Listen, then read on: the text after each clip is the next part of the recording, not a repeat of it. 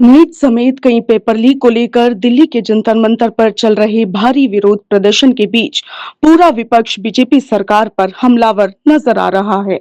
मगर अब भाजपा के नेता भी कांग्रेस पर अटैकिंग मोड में आ चुके हैं और ताबड़तोड़ बयान दे रहे हैं। और इसी कड़ी में आप देखिए कि राजस्थान में भाजपा के नेताओं ने पिछली कांग्रेस सरकार के समय हुए पेपर लीक और छात्रों की आत्महत्याओं से जुड़े मामलों को लेकर कांग्रेस पार्टी को जमकर घेर रहे हैं।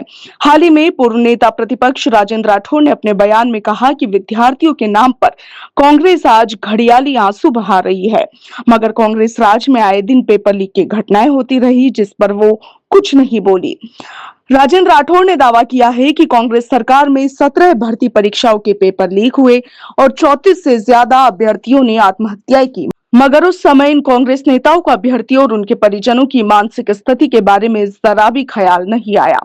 राजेंद्र राठौड़ ने कांग्रेस पर हमला बोलते हुए कहा कि पूर्व मुख्यमंत्री अशोक गहलोत, कांग्रेस प्रदेशाध्यक्ष और तत्कालीन शिक्षा मंत्री गोविंद सिंह डोटासरा सहानुभूति चाहते हैं, मगर उनके समय में सबसे ज्यादा पेपर लीक हुए और शिक्षा मंत्री के रूप में जिनका नाम भी पेपर लीक के अंदर कई तरह से आए।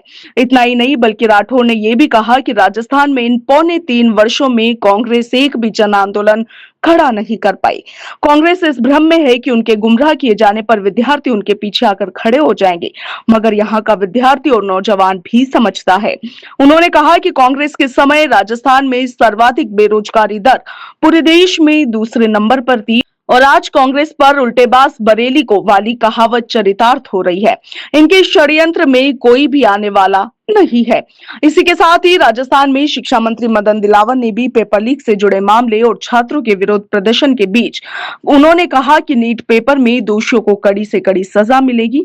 उन्होंने ये भी कहा कि राजस्थान में पहले दर्जनों पेपर आउट हुए हैं। पूर्व शिक्षा मंत्री ने रीट पेपर लीक पर कहा था, इसमें बोर्ड की गलती है, हमारी गलती नहीं है। दिलावर ने यह भी कहा कि नीट के विद्यार्थी जिन्होंने पेपर दिया था उनका ही आंदोलन नहीं था, वे अच्छे लोग हैं, मगर कुछ गुंडों ने उन्हें बदनाम किया जो देश के बारे में गलत सोचते हैं। इसलिए इस तरीके के नारे लगे, जिस तरीके के शब्दों का तरीकों का धरनों में प्रयोग हुआ, ये नीट के विद्यार्थी नहीं हो सकते। इसके साथ ही राज्य वित्त आयोग के अध्यक्ष अरुण चतुर्वेदी ने भी कांग्रेस पर तीखा हमला किया और कहा कि कांग्रेस परीक्षा प्रणाली को लेकर सवाल उठा रही है, मगर ये वही पार्टी है जिसकी सरकार में पेपर लीक युवाओं की नियति बन गया था। कांग्रेस को दूसरों पर उंगली उठाने से पहले अपने गिरेबान में झांकना चाहिए। ऐसे में अब कांग्रेस पार्टी की तरफ से इन बयानों का क्या जवाब आता है, ये देखना दिलचस्प होगा।